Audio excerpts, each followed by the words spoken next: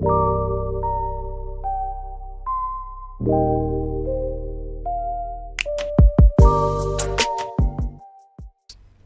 pues ahora sí cambiamos de tercio. Creo que ahora le toca el turno a esa exposición de Javi Fernández que se llama Nacido el 4 de julio. Javi, ¿estás por ahí?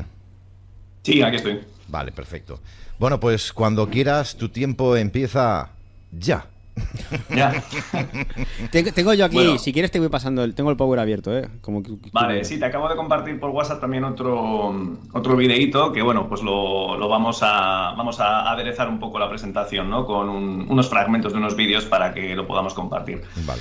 Bueno, o que comentar, mejor dicho. Vale, el tema es el siguiente. Bueno, me pareció que la efeméride, ¿no?, del 4 de julio venía bueno, pues muy, vamos, para desmitificar un poco, ¿no?, lo que había sido ese proceso de independencia de Estados Unidos, que bueno, pues ha sido tan ensalzado, ¿no? No podemos olvidar esa película que tanto adelantaba el proyecto Blue Beam, por ejemplo, como Independence Day, o no sé si era la película de Mel Gibson, ¿no?, que hablaba también de la guerra de independencia. Entonces, bueno, pues cuando uno empieza a escarbar, y yo le debo muchísimo a ese magnánimo libro del que os he hablado muchas veces a todos, que es Mientras dormíamos, El engaño maestro, de Giuseppe Nocera, que os lo recomiendo a todos, bueno, pues te vas dando cuenta de que no es oro todo lo que reluce y que tal vez el proceso de independencia de Estados Unidos, lejos de ser una independencia, fue otra operación psicológica que fue, bueno, pues una manera de otorgar al poder real una mano ejecutora de lo que son sus planes, ¿no? Entonces, bueno, pues no sé si podéis poner la portada de la presentación. Sí, donde, sí, bueno, pues, ahora la pone. Ahí está. Bueno, pues aquí, bueno, pues observamos, vamos, he querido hacer una pequeña condensación de todo lo que supone Estados Unidos, ¿no? Pero vamos, el que observe puede observar a ambos lados las fases romanas, porque vamos a ver cómo realmente, bueno, pues todos los caminos llevan a Roma como siempre, ¿no? Entonces, bueno, pues mira, si vamos con la primera línea, la primera lámina propiamente dicha, ¿no? Bueno, lo que es la segunda, vemos que Estados Unidos es el país con mayor relevancia a nivel geopolítico. Entonces, vale, es importante ver que Estados Unidos hunde las raíces en el colonialismo europeo, ¿no? Ahí tenemos la segunda línea. Eso es la segunda lámina. Ahí tenemos. Y bueno, pues es muy importante que prestemos atención a lo que era la Compañía de Virginia, ¿no? Ya sabemos que bueno, pues la Compañía de las Indias Orientales del Imperio Británico, bueno, pues fue responsable de la colonización de sobre todo lo que es la parte este de Estados Unidos. Y bueno, dicen que por sus símbolos los conoceréis. Entonces aquí tenéis la cruz templaria, que a su vez es el escudo también de la City de Londres, ¿no? Entonces, no en vano, el que quiera ahondar en la simbología, que mire también cuál es el escudo de la familia Rothschild, que no solamente el hexagrama, tiene más, y que mire el escudo de Suiza, y bueno, pues puede ir urdiendo por dónde van los tiros, ¿no? Sí, sí. Vale. Unas Islas Sí, Virginia, perdona, para hacer el inciso, unas Sí, sí. Islas Virginia que cogen el nombre porque justamente la Isabel I, que era la reina de Inglaterra, era virgen. Exacto.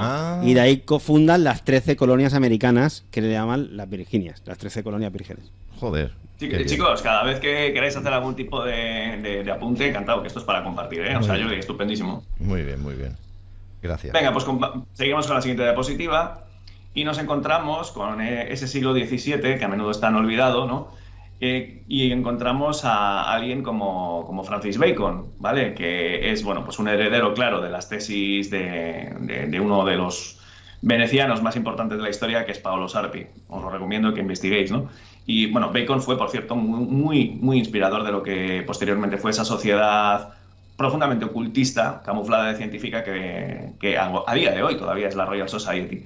Sí, y Bacon escribió... Sí, perdón, Jordi. Sí, no, justamente el año siguiente es cuando Kepler pues introduce todas esas nuevas ideas, ¿no? Ya protestantes, igual que Isabel I, que abrazó el protestantismo y funda las colonias, pues también estamos viendo como personajes como el que está mostrando ahora, y Kepler en esos mismos años pues también estaban fundamentando las bases científicas. Yo me estoy liando porque me estás hablando de Bacon, de colonias y tal, y yo no sé si estáis hablando de un supermercado o estáis hablando de...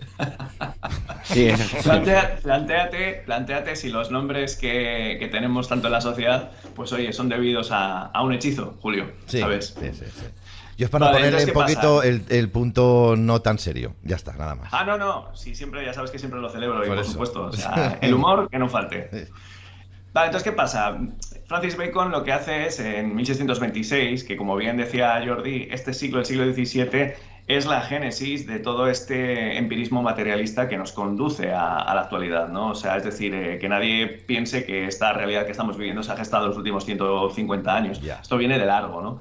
Entonces, claro, es muy interesante cuando lees algunos fragmentos de lo que Bacon, en esta novela utópica, ¿no?, de una sociedad idílica, ya se planteaba. Y era una reforma de la sociedad a través de la ciencia aplicada. ¿A alguien le suena, no? Sí. Una sociedad en la que los hombres pueden alcanzar la armonía mediante el control de la naturaleza. Ya. Bueno, el que no quiera ver que estaba anunciando lo que 400 años después estamos viviendo, pues que lo haga mirar, porque el control de la naturaleza y la geoingeniería vienen a ser lo mismo, entre otras cosas, ¿no? Ya. Claro, ¿qué ocurre? En la siguiente diapositiva vamos a ver cómo aparece, bueno, por cierto, el historiador masón Manly P. Hall, que ahora le explicaré. También en la novela de Francis Bacon leemos: en la Nueva Atlántida los hombres logran la felicidad debido a su perfecta organización social, organización centrada en la naturaleza y en los preceptos científicos. Jordi, tú antes estabas hablando de lo que es la génesis comunista. Ya vamos viendo cómo todo esto va imbricando, ¿no?, en el mismo tipo de hoja de ruta que actualmente estamos viviendo. Y antes de cederte la palabra, ¿por qué estoy hablando de la Nueva Atlántida? ¿Por qué estoy citando esta novela de Francis Bacon? Porque la Nueva Atlántida fue muy asociada a lo que fue el desarrollo posterior de estas 13 colonias de Virginia. Y es citada por Manly P. Hall, este historiador y grado 33 de la masonería, en un libro bastante truculento que se llama El destino secreto de América. Y es que parece que en esta hoja de ruta milenaria que estamos viviendo, Estados Unidos cobra un papel súper importante. No sé si queréis hacer algún comentario, compañeros. Yo paso palabra. Bueno, simplemente que la organización social de alguna manera se ha abordado durante toda la vida. No sé, hasta desde la República de Platón, de cómo se tenía que un poquito, ¿no?, estructurar, que en esos círculos, con un ejército que defendiera, la nobleza de alguna manera ahí en medio, la realeza, la república, los que dirigían. Y en la parte complicada es ver cómo empiezan a ver la naturaleza, ¿no?, que pueden controlarla como ellos consideran, con esas ideas. En vez de estudiar a la naturaleza a través de la ciencia y observar la inteligencia que hay ahí, que la está rigiendo, ellos intentan ya empezar a manipularla. Siempre es como el cambio de visión y se ponen en un eslabón como por encima, con el cual pierdes la ética individual y la moral, y a partir de ahí puedes hacer lo que consideres, o está justificado con ese relativismo. Está justificado, sí. Claro. Adelante, Javi. No, de hecho, Jordi, ya sabes que siempre cito a las tesis de Sabata y Sevi, cuando dijo aquello de que la redención llegaría por el pecado, ¿no?, y todo se tenía que poner en un estado invertido de las cosas para que nos condujera a donde estamos, ¿no? Entonces, claro, al final todo va hilando, ¿no? Para no liarnos mucho, pero bueno, podemos ver que este hombre fue prácticamente, bueno, pues abrazado por la nobleza europea, que luego vamos a hablar un poco de ellos en relación a este tema. Vale, si proseguimos con la siguiente diapositiva, bueno, pues vamos viendo que dentro de esa mitología autoinducida, ¿no?, ese American Dream, ese sueño americano, que a día de hoy, bueno, pues muchísima gente se ha comido, ¿no? Pues tenemos dos puntales fundamentales, ¿no?, dos bastiones, que son la Guerra de Independencia de 1776 y todo el romanticismo generado alrededor, y la Constitución Americana de 1787. ¿Vale? Se supone que esto es, bueno, pues un ejemplo de revolución que inspiró, de hecho, la Revolución Francesa. Bueno, pues tal vez no fue lo que nos han contado. Claro. Continuamos con... Sí, aquí un dato simplemente cronológico, como para asociar ideas que están ocurriendo en ese mismo momento, ¿no? Estás hablando de 1776, en esa guerra de independencia, donde se hace la Constitución, pero justamente un año, que es lo que dio lugar a esa guerra de independencia, es en 1765 la ley del sello, donde metían desde Inglaterra con el rey Jorge III todos los impuestos, Entonces, claro, por utilizar los sellos tenías que pagar un pastizal.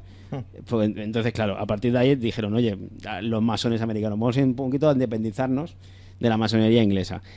Y, por poner en contexto, 3 años antes, en 1773, por el Papa Clemente, se cerró la Orden de los Jesuitas. Exacto. ¿Vale? Y mira, es muy interesante, y perdona Jordi, perdona que te he cortado, pero es muy interesante cuando uno indaga en ciertas documentaciones, alguna vez os lo he compartido, Si veis la serie, que es adventista, tiene un sesgo religioso terrible que hay que filtrar, pero la recomiendo siempre respecto a esto, que es la serie Cadena Profética de Dios, del canal Verdad Victoriosa. Si veis el capítulo 4, El Cordero y el Dragón, vais a ver que habla precisamente de esto, de cómo Estados Unidos, al independizarse, supuestamente, una de las enmiendas que tiene su constitución es aceptar el culto religioso. Y los jesuitas no solo huyen a Prusia, también se van allí. Y empiezan a hacer de las suyas y empiezan a urdir todo este plan que estamos viviendo. También, por supuesto, Jordi, no podemos olvidar que en el 76 fue cuando se fundó los Illuminati. Los Illuminati. Sí, ese 1 de mayo, que, vamos, hombre, pues por un jesuita que era criptojudío. Entonces, bueno, pues vamos viendo cómo las piezas encajan. Sí. No, continúa. Vale, el 4 de julio del 76, de 1776, o sea, hace exactamente ahora mismo, pues 2 siglos y medio, bueno, pues se funda, se independiza las 13 colonias. Pero como bien decía Jordi, hay gran presencia masónica en esos padres fundadores. De hecho, más de 2/3 de ellos eran masones y no precisamente de un rango bajo, ¿no? Ya. Entonces, si seguimos, y aquí es donde también Jordi se me ha adelantado, que estoy encantado, por cierto, en la siguiente diapositiva, en 1783, se produce la siguiente. Justo ahí tenemos que ir a la siguiente, eso es. Vale, pues aquí tenemos el Tratado de París. En el Tratado de París, Reino Unido reconoce la independencia de Estados Unidos, pero claro, hay algo que huele a chamusquina. Y en esto Giuseppe Nocera, en su libro, se extiende sobremanera. Estos son unas pequeñas pinceladas. ¿Qué se lee en ese Tratado de París? El más potente príncipe Jorge III, rey de Inglaterra, por la gracia de Dios, rey de Gran Bretaña, Francia e Irlanda, defensor de la fe, architesorero y príncipe elector del Sacro Imperio Romano y de los Estados Unidos de América. Se supone que se habían independizado. Para olvidar todos los malentendidos y diferencias que hayan interrumpido la buena correspondencia y amistad. Joder, pues vaya reconocimiento de independencia. O sea, le lamemos el culo al rey de Inglaterra. Pues sí. ¿En qué quedamos? Bueno, yo creo que en ese tiempo ya los masones en el Congreso de Estados Unidos se quejaban, como fue el Lincoln, creo, de que los realmente que se estaban infiltrando dentro de la masonería americana y del Congreso eran los Illuminati. Claro. Entonces, ahí sí que realmente cuando te dicen, no, pero si fue una orden que no existió, pues si se quejaban los presidentes fundacionales de Estados Unidos, de los propios Illuminati, por favor. Tremendo. Claro, estaban, y además es que, como bien has dicho antes, teníamos a esa orden jesuita abolida. Y bueno, hay hipótesis que ya hablan de que la fundación de los Illuminati fue precisamente una especie como de pequeña cubierta que los jesuitas se pusieron sobre sí mismos para, entre otras cosas, controlar a la realeza y la nobleza europea y la aristocracia, ¿no? Vale, entonces, en la siguiente diapositiva he querido hacer simplemente un pequeño guiño a lo que, bueno, pues Nocera comenta como una auténtica ensayo, una operación psicológica, ¿no? Y es que el retrato de lo que fue el Tratado de Independencia del 783, bueno, pues dicen que la delegación británica rehusó posar en la firma del tratado, ¿no? Y la pintura quedó así. Y con esto te venden que, vamos, que Gran Bretaña estaba muy a disgusto por esa independencia. Pero vamos viendo como ya desde el Tratado de Independencia Estados Unidos se plegó a Gran Bretaña. No fue una independencia en absoluto, ¿no? Joder. Mira, y vamos a ver precisamente unos artículos de este Tratado de Independencia. Dale. En el artículo 5, mejor dicho, devuelve los derechos y propiedades británicas a los British subjects, es decir, a la corona británica, que claro, que a su vez estaba supeditada al papado, porque todos los caminos conducen a Roma, todos los caminos conducen al Vaticano. Sí. ¿El qué? Nunca mejor dicho, digo. Pero es que todo va hacia ahí, lo vamos a ver ahora después, todo va hacia allí, ¿no? Entonces nos vamos dando cuenta cómo es todo una operación psicológica para crear capas y más capas de cebolla para que al final los que realmente están urdiendo todo esto queden siempre olvidados, ¿no? Sí. Entonces, claro, esto es muy interesante. Garantizar la restitución de todos los estados, derechos y propiedades que hayan sido confiscados y pertenezcan a sujetos británicos reales. Pero en serio, ¿no se supone que Estados Unidos había ganado la guerra? Eso es verdad. Entonces, ¿qué coño están diciendo? Están primero ensalzando al rey Jorge III de Inglaterra. Y luego estamos viendo que en el Tratado de Independencia están diciendo que todo tiene que ser restituido a Gran Bretaña, que a su vez es, desde la Edad Media prácticamente, por varias bulas que ahora no me acuerdo del nombre, es una mano ejecutora del Vaticano. Entonces, ¿en serio? O sea, ¿en esto también nos hemos comido una trola también en esto? También nos hemos comido una trola, por lo que tiene pinta. Estados Unidos es una mano ejecutora de un imperio que te han hecho creer que es un país, pero no es más que un arma. es un arma. Entonces, en la siguiente imagen vamos viendo un poco la organización de ese poder. Bueno, antes de irnos tan adelante, en esta época que tú estabas mencionando, ¿no? De cuando se crea Estados Unidos, 1787, con su constitución, recordar que ya la Universidad de Georgetown, que es jesuita, Yo también he estado. tiene el mismo logo que el escudo de Estados Unidos. Ah, Exacto. El mismo logo de Estados Unidos, con el águila y los dos faches al lado, es el de los jesuitas de la Universidad de Georgetown. Claro. Con John Carroll. Eso punto uno. Y punto dos, en 1791 se crea la primera concesión por 20 años del primer banco en Estados Unidos. Obviamente con el control británico de los Rothschild.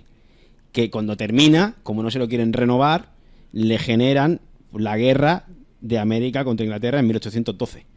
Pero porque se acababa el control financiero, de alguna manera, de ese poder británico que se había creado en Estados Unidos, y a ver si les iban a poner algún tipo de trabas en un futuro. qué bonita tarde está quedando, Javi. Dale.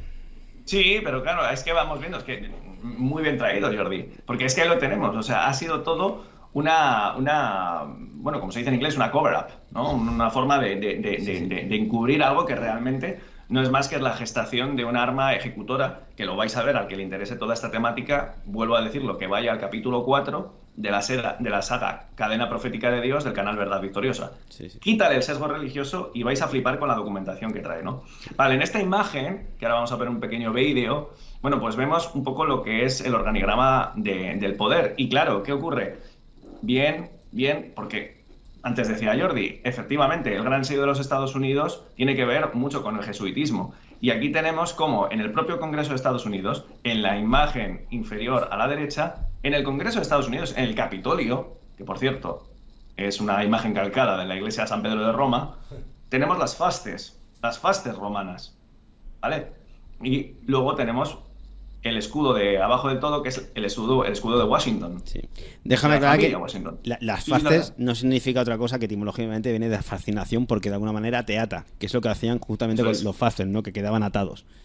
Otra cosa para donde el símbolo luego se ha desarrollado. Claro. Luego tenemos el gran parecido que tiene la Casa de Washington con el escudo templario de la City de Londres. Y luego, por supuesto, el escudo vaticano. Vale, por cierto, el escudo templario, porque sinceramente, y bajo mi hipótesis, quienes están realmente detrás de todo esto es quienes controlan a los templarios dentro de esta hoja de ruta que persigue precisamente erigir el templo. Entonces, claro, vamos observando todo esto. Jordi, ahora si quieres, mira, sí que estaría bien poner el vídeo, si puedes compartir, el vídeo El poder detrás del poder. Vamos a poner simplemente unos primeros segundos y luego te digo hasta en qué minutaje tenemos que poner. Ok. Ellos quieren creer lo que los dogmas le dicen. Mira, No vale la quieren imagen, ver por la fin. realidad.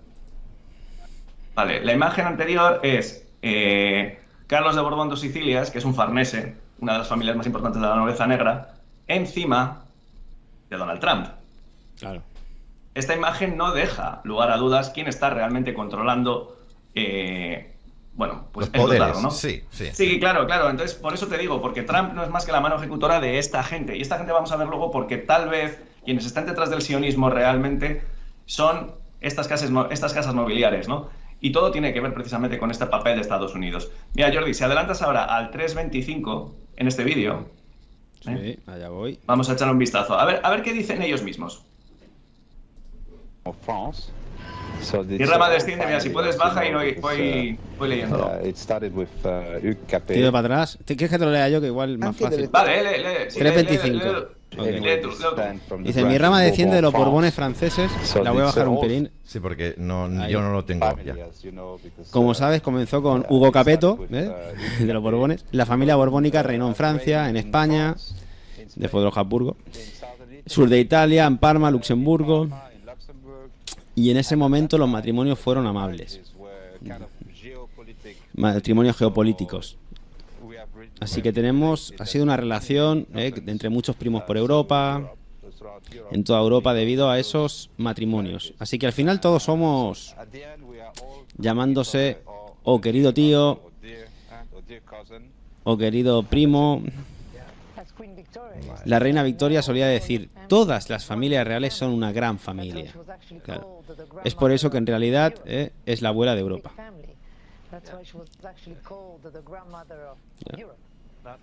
Y la cara que pone aquí. Míralo, cara de... Está bueno el calimocho. Por eso tuvieron que matar a su familiar también en Rusia, porque también formaba parte el zar de Rusia de toda esa Esta gente familia. no tiene escrúpulos, entre sí no tienen ningún tipo de escrúpulos. Y ahora mira, Jordi, si vamos, y ya para finalizar dentro de este vídeo, vamos al 8:32.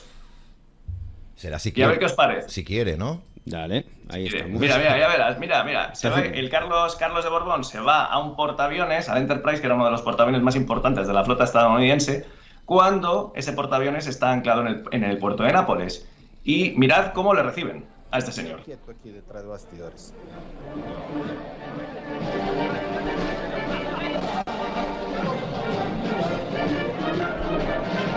Es un Borbón. Ponte de pie, Julio. No. Que estoy en calzoncillos. Martín, levántate. Firme. ¿Dónde hay que firmar? No, me duele la asiática. Sí. Todos los oyentes de Canal 5. Calzoncillo. Arriba. Mirad. Mirando su buque. Claro, insignia. ¿Esto para Ya qué veréis será? lo que dice. Mira lo que dice aquí. Quiero decir que desde aquí tengo la impresión de que estoy al comando. Está bueno Estoy el retomando el aliento. Sí. Se siente usted muy poderoso y se ríe Y eso que parece muy masónico, por cierto. un poquito. Gracias, fantástico. Muchas gracias. Nos llaman para el calimocho. Pase por aquí, caballero. Ahí lo tenéis, ¿no? O sea, ya está, Jordi, con esto ya es suficiente en este vídeo. Sí, tiene... Vale, entonces, ¿Cómo? claro, ¿qué pasa? Que tenemos a un Borbón de Sicilia, es un farnese, y no olvidemos que era un papa farnese el que dio prácticamente paso a que la orden jesuita fuera establecida en 1543, si mal no recuerdo.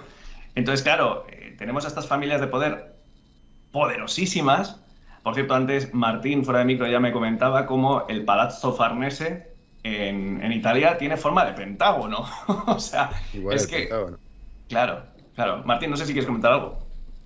No, la estoy escuchando súper atento porque muchos ya conocen, ¿no? En todo lo que hemos estado hablando del revisionismo histórico, esa especie de semilla que se ha ido trasladando de institución en institución, pero bueno, que lo ha infectado todo, ¿no? Coincido en esa parte de ese conocimiento que los templarios alguna vez supieron dar con él y que desde entonces es tratado como brujería o cosa chucha. Evidentemente el poder que tienen sobre nosotros y sobre todo es el poder de un conocimiento superior y dentro de ello el cómo gobernar nuestra mente, ¿no? Haciéndonos creer, me voy a robar una frase un poco bíblica capaz o referente que dice que la mayor virtud que tiene el diablo es hacernos creer que no existe. Y todas estas historias que parecen pertenecer a un mundo de mitos, de fantasías o de ciencia ficción, realmente han sido tan reales como lo son al día de hoy. Lo único que su gran maestría está en el mudar la piel, el de ponerte testaferros por delante y diferentes firewalls. Pero está clarísimo, estoy disfrutando mucho de la exposición. Sí. Estaba poniendo yo justamente el Palacio Farnese, el Pentágono, y ahora te pongo Claro. lo que hemos dicho antes, ¿no? La Universidad de Georgetown, pues con el mismo logo que la creación de Estados Unidos, el primer escudo que tuvo. Georgetown. Y una cosa que en la historia, bueno, a lo largo del programa hemos estado tocando varios puntos del mundo, por algunos lugares hablábamos de China, por otros estábamos hablando de Estados Unidos, un denominador común que tienen, tanto por el lado de los Illuminati de Baviera con Adam Weishaupt y demás, el denominador común siempre son los jesuitas, ¿no? Ese es un tentáculo que han estado en todos esos territorios, de hecho, sus primeras misiones tienen que ver con el Oriente y gracias al conocimiento cosmológico ganarse la empatía o dominar ahí como los grandes sabios. Después dejaron que eso continuara, pero el tentáculo jesuita ha ocupado siempre un protagonismo detrás de la fachada en toda esta historia, y es importantísimo, ¿no? Porque al día de hoy, todo lo que cuestionamos del sistema, de nuevo, tiene denominador común a los señores de sotana, ¿no? Sin lugar a dudas. Sin lugar a dudas. Y además te vas dando cuenta de que precisamente hasta los señores de sotana, si te vas remontando, tienen un origen templario. Porque si mal no recuerdo, creo que era... Por supuesto. Jordi, igual tú me puedes corregir, pero me parece que era Loyola, había pertenecido a los alumbrados, pero también tenía Eso no es ascendencia mío. de la... No. Pero de hecho están las órdenes de Montesa, las órdenes de Calatrava, que son órdenes por las cuales los templarios, algunos arrepentidos y otros sin necesidad de arrepentimiento, han sido admitidos nuevamente, y bueno, lavado de cara mediante, la orden jesuita tomó su lugar. Es importante siempre saber, ¿no? Juzgar a los seres y a los entes por sus actos, y por sus actos evidentemente estamos hablando del mismo grupo de gente que tiene un poder y un conocimiento de la magia negra, si se quiere, que aquí están, ¿no? Mira, estaba poniendo aquí justamente, si lo pones Julio, lo que estamos diciendo, de modo comparativo, ¿no? Universidad Jesuita. Casualidades y coincidencias. Universidad Jesuita de Georgetown, 1789, cuando se funda. Miren el logo del billete del dólar, el símbolo, y miren el primer escudo de Estados Unidos en 1789, con esas 13 colonias de esa primera Virginia. Pero eso es por el cambio climático. Ahí las tienes. Y te vas a la economía de Goldman Sachs, que todos lo conocen y sabes que es la orden jesuita. Y te vas a la UNESCO, la institución educativa, y sabes que es la orden jesuita. Y podríamos seguir toda la tarde hasta las fake news. ¿UNESCO todo o UNASCO? Tiene esa sotana que lo cubre todo. Sí, y luego, Jordi, ya vamos, podrías poner el logotipo del Senado romano y te vas dando cuenta también, ¿no? Que tiene ese punto en común con el águila. Sí, sí. Mira, ahora antes de continuar con la exposición, con el PDF, que queda muy poquito, me gustaría, si puedes, poner el vídeo de la Corte del Dragón, que alguna vez ya he compartido aquí en Canal 5, es de Revelando el Velo, un canal excelente, a partir del minuto 14:25. ¿Vale? Y vamos a ver un poco qué es lo que pasa, porque cuál puede ser la conexión entre estas familias de poder, entre la nobleza y la aristocracia europea, y por qué los Jedi, los extraterrestres, como me gusta decirlo, tienen tanta importancia en este rollo. Bueno, pues vamos a ver que tal vez no sea todo lo que parece y que tal vez la nobleza europea tenga un origen babilónico. Vale, dale. Pero como decía antes, esa cuota de posible verdad detrás de toda leyenda sería digna de ser descubierta. Y me tomé la libertad de investigar de dónde viene la idea de líneas de sangre davídica hebrea perpetuándose dentro de la nobleza europea. Y después de un largo, pero largo en serio, estudio de las líneas nobiliarias medievales, me llevé una gran sorpresa. La mayoría de las líneas de sangre aristocráticas modernas, me animaría a decir alrededor de un 90%, descienden de un antepasado común, Guillermo de Tolosa, del siglo VIII. Guillermo era primo de Carlomagno. Resulta que el padre de Guillermo no fue otro que el rabino Maquir. Maquir fue uno de los exilarcas. Para quien no lo sepa, exilarca era el título que se le daba al líder de la comunidad hebrea de Babilonia a partir de la destrucción del reino de Judá, o sea, del pueblo hebreo exiliado. Este título se le daba solo a individuos pertenecientes a la casa de David, y dentro de esto solo a los que tenían posibilidad como reclamantes al trono davídico.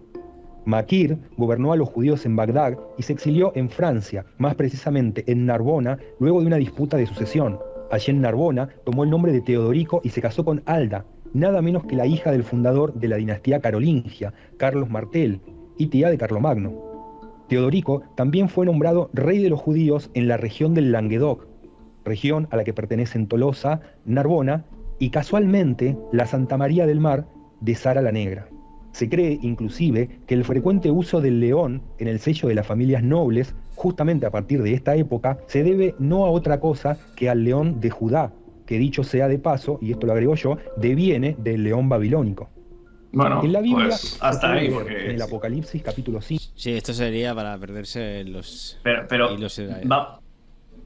sí, sí. Simplemente iba a decir, vamos viendo que la realidad es mucho más compleja, pero que al final cuando uno va investigando va atando cabos y todo empieza a concordar, ¿no? O sea, es decir, tienes a unas familias de poder, tienes a una nobleza, tienes a una aristocracia que utiliza determinadas sociedades secretas, a jesuitas, caballeros de Malta, constantiniana, etcétera, etcétera, pero que persigue un objetivo y que tal vez ahora se esté usando a uno de sus últimos puntales, que es ese sionismo, porque persigue volver a asentarse, bueno, pues en esa tierra prometida.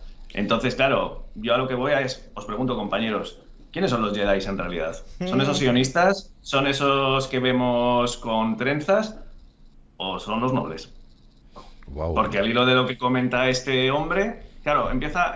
Julio, yo cuando di con esta información, ¿te acuerdas que llevo mucho tiempo hablándote de las familias de poder? Sí. Pero claro, cuando vas viendo que todo tiene un hilo conductor, bueno, te quedas a cuadros, macho. Sí, nunca mejor dicho. Como la el que masonería. tiene el poder, simplemente tienes que ver quién tiene el poder a día de hoy. No, y claro, a partir de ahí, si nos dejaran realmente investigar y tirar del hilo y encarcelar a unos cuantos, se vería muy fácilmente. Mucho. Ojalá. Sí. Ojalá. Pues espectacular. Por cierto, 6 minutos y las 9 de la noche. Sí, Pequeño alto en falta el camino. poquito. Sí, venga. Sí, va. Falta poquito. Vamos a terminar ya con la presentación. Si quieres, Vale. Jordi, si puedes poner. Mira, Si puedes, ¿eh? en la página 11 estábamos. Aquí estamos. Venga. Bueno, pues entonces siguiendo con este repaso de lo que fue ese proceso de independizado de Estados Unidos, ¿no? Que resulta muy curioso. Bueno, pues recapitulando, vemos que le lamen el ojete literalmente al rey de Inglaterra, que rinde pleitesía al Vaticano. Y bueno, pues vamos con la protagonista de la Constitución de 1787, un término que a Jordi sé que le encanta, que es la deuda. Claro, ¿qué pasa? ¿Qué dice Nocera al hilo de todo esto? Llama la atención la continua insistencia por mantener las deudas del recién nacido país con Europa. Esta vez bajo un paraguas protector incrustado en la Constitución. Vamos, que la propia Constitución de Estados Unidos ya te estaba diciendo a pagar. Claro. Todas las deudas. El artículo 6 de la Constitución de Estados Unidos dice: todas las deudas contraídas y contratadas antes de la adopción de esta Constitución serán tan válidas contra los Estados Unidos en virtud de esta Constitución. No vayas a nacer Vamos. limpio. El pez se muerde la cola. El pecado ya por nacimiento. Exactamente. Claro, en la siguiente diapositiva vamos a ver algo que es muy interesante. ¿Qué dice Nocera? Los padres fundadores de la patria parece que se habían dejado engañar una vez más. No, hombre, claro, y lo explica muy bien. No se habían dejado engañar una vez más. Cuando vas viendo las conexiones que tenía alguien tan turbio, pero turbio de verdad, como Benjamin Franklin, pues no te extraña, ¿no? Y con lo que antes comentabais de cómo los Illuminati ya se introdujeron ahí desde el principio, ¿no? Entonces, esto es muy potente. Ya en 1783, solo 7 años después de la independencia, la deuda de Estados Unidos era de 43 millones de dólares de la época. Toma ya. 43 millones de dólares de la época supone que un país que tenía unos 3 millones y medio de habitantes ya tenía cada habitante una carga deudora brutal. Ya. ¿Y cómo estará ahora? ¿Cómo no va a estar con trillones de dólares? Si nada más comenzar ya tenía 43 millones de dólares de la época, que no me quiero ni imaginar lo que tenía que suponer. Claro. Una barbaridad. Vale. Bueno, sí. Claro, y ahora ya cierra el círculo. En la última diapositiva, claro, ya saben los de siempre, cómo no. Desde 1799 hasta 1845, la palabra deuda aparece más de 147 veces en las leyes promulgadas por el Congreso de Estados Unidos, obviamente. En 1800 el Congreso hace un trato con banqueros internacionales, como los Rothschild, como no, londinenses, como representantes de la corona inglesa, que a su vez representa al Papa y al Vaticano, porque no podemos olvidar que los Rothschild, aunque no son los banqueros del Vaticano, esos son los Torlonia, pero sí que trabajan estrechamente con ellos. Ya se ha hablado muchas veces del capitalismo inclusivo, etcétera, ¿no? En la actualidad. Sí. Bueno, pues esto es importante y con esto ya cierro esta presentación. En 1813, no olvidemos que habían pasado apenas, 3 décadas y media desde la independencia de Estados Unidos, la cantidad de deudores era tan alta en Estados Unidos y en el Reino Unido que el Congreso norteamericano y el Parlamento inglés tuvieron que emitir la ley de insolvencia y la ley de bancarrota para evitar la prisión de miles de personas. Un desastre, un auténtico desastre, y nos han contado un cuento, señores, sobre la independencia de este país y sobre lo que supone para el mundo. Bueno, justamente alrededor de ese 1813, un año antes que arranca la guerra entre americanos e ingleses, justamente son las palabras en 1811 de Nathan de Rothschild, que dice: enséñales a esos su condición, una lección, y devuélvale al estatus de colonia. ¿Por qué? Porque no le quisieron renovar el banco por 20 años más. Entonces, como no te quieren renovar el banco, que ya se te acababa, Nathan de Rothschild en 1811 hace esas declaraciones: devuélvale a los imprudentes el estatus de colonia, y el año siguiente, en 1812, hasta el 15, pues le hacen la guerra. Y a partir de ahí, claro, ya te tienen otra vez con toda la carga económica que supone una batalla. Claro. Hostia, pues Que tremendo. tienen total impunidad. Tienen total impunidad, pero claro, ¿por qué tienen esa impunidad? ¿Por qué, de hecho, Jordi, bien traído, si ya en 1813, creo que has dicho, ¿no? Ya estaban con esa soberbia, porque no podemos olvidar que Nathan de Rothschild era uno de los hijos del fundador de la dinastía, que era Mayer Amschel. Que estaban en Inglaterra, en Nathan, Claro. lo que claro, de ahí controlaban. Y justamente en 1816 le dan la concesión del segundo banco privado en Estados Unidos. ¿Qué cosas? Claro, pero ¿por qué los Rothschild son tan poderosos? Porque claro, yo siempre, a ver, si vas escarbando, claro, no se puede hacer un prestamista como Mayer Amschel, no se hace rico de la nada prestando a Reyes cuando tenía 13 años cuando empezó a trabajar. Yo ahí personalmente me avengo mucho a lo que sostiene nuestro colega Jorge Guerra, que también es muy, por cierto, corroborado por Nocera y por otros investigadores. Y es que este tal Mayer Amschel Bauer, por cierto, no Rothschild, estaba rodeado de sotanas.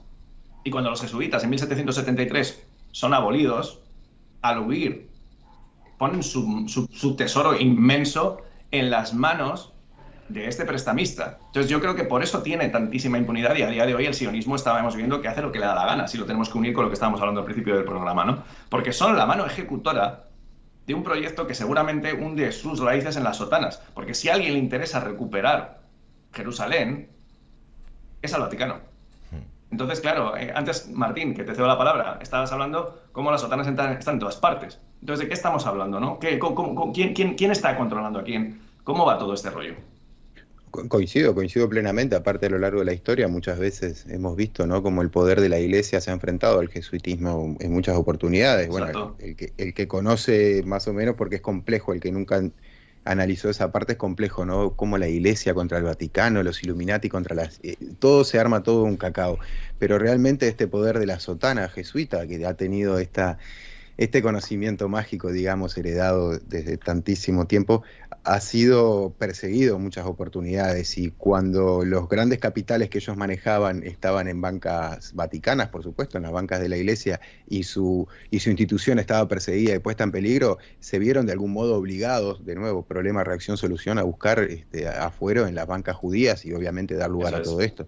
Recordar que tanto la posibilidad el permiso para poder poner un sello rojo en la puerta de la banca y de cambiar su apellido a Rothschild es un permiso que se solicitaba a la realeza, si mal no recuerdo. O sea que todo tenía un permiso muy divino de funcionar, y era evidente, ¿no? Los jesuitas necesitaban poner en nuevas arcas ese poder que tanto tenían. O sea que, de nuevo, sea por los Illuminati, sea por el calendario de los eclipses en China o lo que fuera, los jesuitas siempre supieron infiltrarse en las bases de las sociedades. Ya luego, después, no necesitaban hacerse ver, la semilla estaba plantada. Totalmente. Pues, como decía antes, 9:02, estamos a punto de entrar en las fake news. No sé si hay alguna argumentación más que comentar sobre este... Bueno, supongo que hay muchas, ¿no? Entiendo yo. ¿Tú, qué opinas tú mismo, Julio? No puedo opinar. ¿Por qué? No, te lo explico. Porque son muchos conceptos y a mí aún me está costando mucho entenderlo. Te soy sincero. Está bien. Es lo que apreciaba ahora mismo Martín, ¿no? Los que ya sabéis, claro, vosotros ya estáis con mucho... Esto lo tenéis muy, muy, muy abajo, ¿no? Ya. Y los que estamos empezando a entender toda esta situación... Quiero que este vídeo llegue a Inglaterra. ¿Qué pasó? Vale. Todo este puzzle, a mí me cuesta. Unas cosas me cuestan más, otras cosas me cuestan menos, y tengo que ser sincero. Esto... No, ojo, que no digo que sea falso, mentira, que no tengáis razón. Simplemente que a mí personalmente me cuesta enlazar. Sí. Basta con dejar de asombrarse cuando corremos una cortina y encontramos que están los jesuitas. O sea, claro, dejémonos de asombrarnos de esto, porque realmente, busques por donde busques, hurgues por donde hurgues, en ese sentido todos los caminos conducen a Roma. Bueno, la palabra a lo mejor, Martín, asombrarme no era la más adecuada. Sí, te lo reconozco. Sí. Pero Bueno, sí, es verdad. De hecho, nosotros tratamos de... Es hasta gracioso, ¿no? Porque son temas muy complejos, muy puntiagudos de analizar, pero se ha encontrado una forma de simplificarlo y abaratar el camino, que es esto: miremos el denominador común, el de los jesuitas, que tienen un poder inmenso, que han cambiado sus pieles cual serpiente muchísimas veces, y te guste o no te guste, por más ateo que sea, tu mundo y tu sociedad está regida por lo que a estos tipos les sale de los huevos. Más resumido, difícil. Pues ya está, pues entendido. 100%. Entendido queda. Bueno, en fin, nos dicen algunos espectadores, por ejemplo, Informa, nos dice, es que, hermanico, refiriéndose a mí, esto es droga pura, es decir, que al final es complejo, ¿no? Es complejo de entender. Pero bueno, estamos sentando las bases y a fuerza de irlo comentando y explicando y volviendo a decirlo, al final Es que es muy plano. La historia que te retratan en los colegios y las universidades es tan plana que no te la puedes creer, que no hayan realmente esas organizaciones de poder moviendo hilos. Te plantan como no, los rojos, los blancos, aparecieron los amarillos y tuvieron unas trifulcas y luego se impusieron unos a otros. ¿Y quién crea el dinero? ¿Y quién financia? Es que si te hablaran seriamente de las cosas desde la oficialidad, a lo mejor no generaría tanto FOMO estos temas y la gente a lo mejor estaría satisfecha con la explicación que te ofrecen. Pero no, es que ocultan realmente lo que sabe todo el mundo, que hay intereses que están por encima moviendo la economía de los países, induciéndoles a hacer cosas. Entonces, como no sois claros en vuestras explicaciones, pues nadie se cree las cosas, simplemente. Claro. Joder, qué contundente ha sido, me has dado hasta miedo, coño. Bueno, antes de irnos, nos vamos con las fake news, pero antes hacemos un alto en el camino. ¿Os parece bien? Si a alguien que no le parece bien, que lo diga ahora o calle que se vaya. Venga, vamos. Venga, anuncio.